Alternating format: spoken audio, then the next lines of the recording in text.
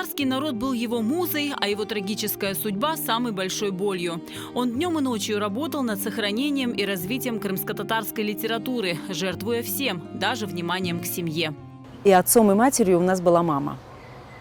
Потому что папа довольно много и активно занимался сбором, поиском информации, да, о крымско-татарской литературе, культуре средневековой, там, о писателях, поэтах того времени. И, естественно, это требовало различных поездок. Папа работал в кабинете, это мы видели, печатал на машинке печатной, издавались книжки, это мы как дети видели. Но вот именно как отца, который воспитывает, это были достаточно редкие моменты, и поэтому были, конечно, очень ценные эти моменты. Попозже, уже, скажем, в отрочестве, в юности, естественно, папа уже стал как соратник, как единомышленник по жизни. Реза Фазыл родился в селе Барын Карасу-Базарского района. 16-летним был депортирован на Урал, где работал на лесозаготовке. После школы окончил торговый техникум в Костроме, а позже экономический факультет Самаркандского торгового института. В 1965 году устроился переводчиком в газету «Ленин Байрагы», где опубликовал свои первые стихотворения. В 1970 году вышел первый сборник его стихов. В 1980 он возглавил отдел поэзии в издательстве журнала «Йылдыз».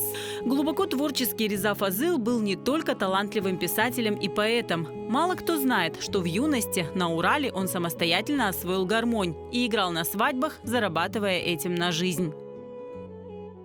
Он играл на гармошке и научился играть на гармошке, и это стало, как он шутил, дополнительным источником дохода, в частности, питания, да, потому что, вы же понимаете, послевоенные годы, да еще на Урале, было очень тяжело жить, и он играл на свадьбах, сам на слух научился играть разные фольклорные, так сказать, музыкальные произведения. И эта гармошка у нас очень долго сохранялась. Она и в Крым приехала, на чердаке долгое время лежала, но все-таки от времени, от сырости, от всего она все-таки испортилась. Нам пришлось ее выкинуть. А так она была довольно долго нашим семейным, историческим, так сказать, предметом. Он очень любил петь. Голосом хорошим не обладал, и, естественно, с возрастом еще ухудшилось.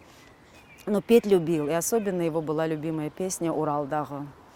Это прям, когда он пел, и он плакал, и мы плакали.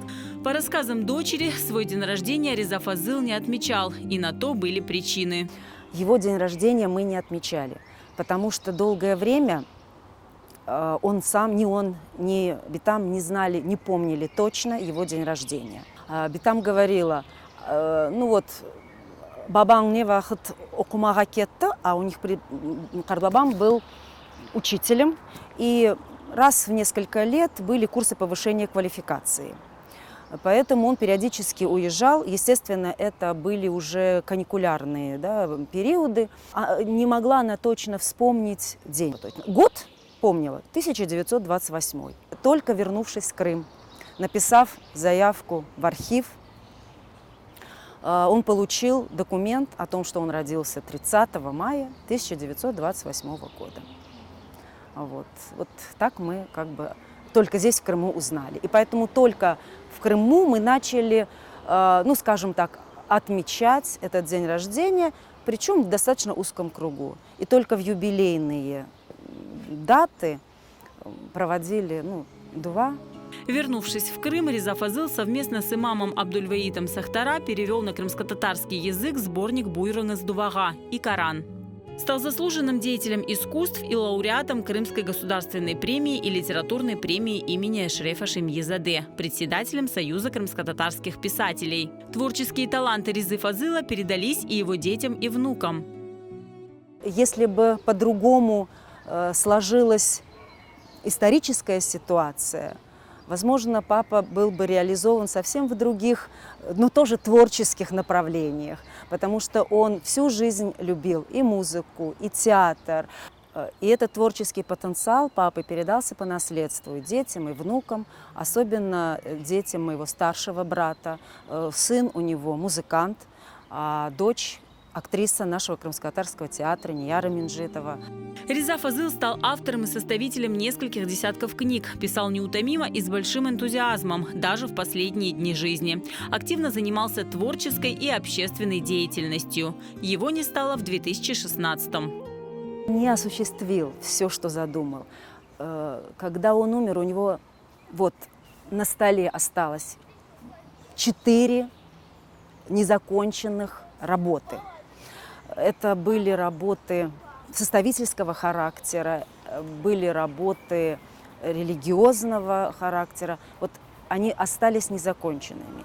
И, естественно, у меня есть цель какие-то работы самой завершить, какие-то с помощью других людей, компетентных в этих областях, завершить и все-таки издать.